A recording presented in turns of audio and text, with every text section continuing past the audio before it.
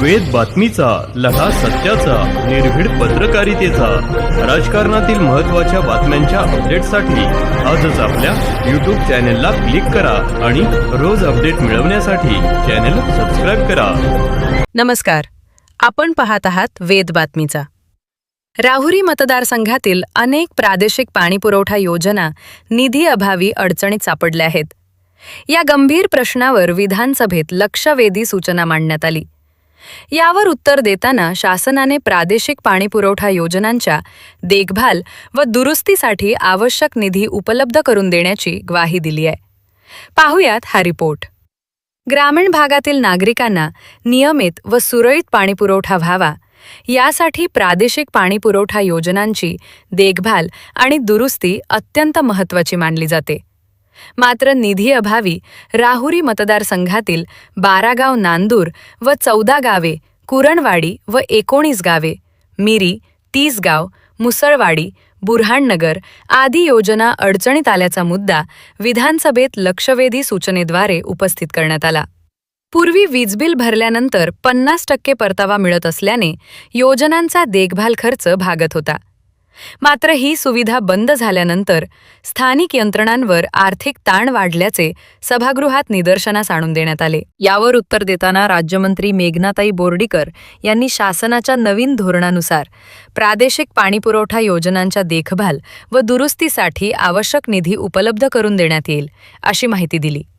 त्यामुळे ग्रामीण भागातील पाणीपुरवठा व्यवस्था अधिक सक्षम होण्याची अपेक्षा व्यक्त केली जात आहे. दीपक मकासरे, वेद बातमीचासाठी राहुरी. सभापती महोदय, खरं या ज्या प्रादेशिक पाणी पुरवठा योजना आहेत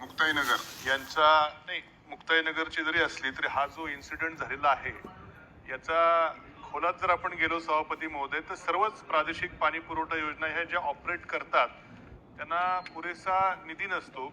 म्हणजे जी काय वीज बिलाची वसुली होते त्यातनं त्यांना खर्च भागवावा लागतो. प्रॅक्टिकली राज्यात तुरळक असतील, पण जवळपास मी माझ्या राहुरी विधानसभा क्षेत्रामध्ये ज्या ज्या योजना आहेत सगळ्या खिळखिळ्या झालेल्या आहेत. पूर्वी आपण काहीतरी वीज बिल भरल्यावरती 50% परतावा द्यायचो, त्यातनं काहीतरी त्यांचे ऑपरेशन तरी चालायचे. ही जी घटना खडसे साहेबांनी सांगितली आहे, पैसेच नाही त्यांच्याकडे काय ऑपरेट करायला, काय करायला. म्हणून यावरती एक धोरणात्मक निर्णय म्हणून शासन यांना काहीतरी अनुदान उपलब्ध करून देणे किंवा मागं वीज बिलात काहीतरी सवलत देणे, अशा प्रकारे ह्या जर आर्थिकदृष्ट्या या सगळ्या पाणी पुरवठा योजना सक्षम झाला तर अशा प्रकारच्या घटना भविष्यात घडणार नाहीत आणि नागरिकांच्या जीवाशी खेळ होणार नाही. यावर शासन काही धोरणात्मक उपाययोजना करणार आहे का? सभापती महोदय, अशा प्रकारच्या घटना यापुढे होऊ नयेत यासाठी जलशुद्धीकरण केंद्राच्या भोवती कायमस्वरूपी तारकुंपण करण्यात येणार आहे. त्याचबरोबर सर्व जे काही मॅनहोल्स आहेत ते बंद करण्यात येणार आहेत आणि त्याची नियमित तपासणी करण्याच्या सूचना दिलेल्या आहेत. CCTV सुद्धा त्या ठिकाणी लावण्यात येणार आहे. आणि आपण जे सांगितलं की देखभाल दुरुस्तीसाठी, मेंटेनन्ससाठी या ठिकाणी पैसे नसतात, त्यामुळे अनेक अशा ज्या प्रादेशिक पाणीपुरवठा योजना आहेत त्या अत्यंत वाईट अवस्थेमध्ये आहेत.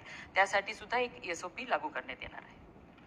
सन्माननीय सदस्यांनी जे ऑपरेशन अँड मेंटेनन्सच्या बद्दल या ठिकाणी विचारलं, त्याच्यावरती सुद्धा एक नवीन पॉलिसी 2026ची आपण धोरण आखलेलं आहे आणि त्यामध्ये ह्या सगळ्या गोष्टींचा विचार करण्यात आलेला आहे. त्या धोरणानुसार आपल्याला ऑपरेशन अँड मेंटेनन्ससाठी निधी उपलब्ध करून देण्यात येईल.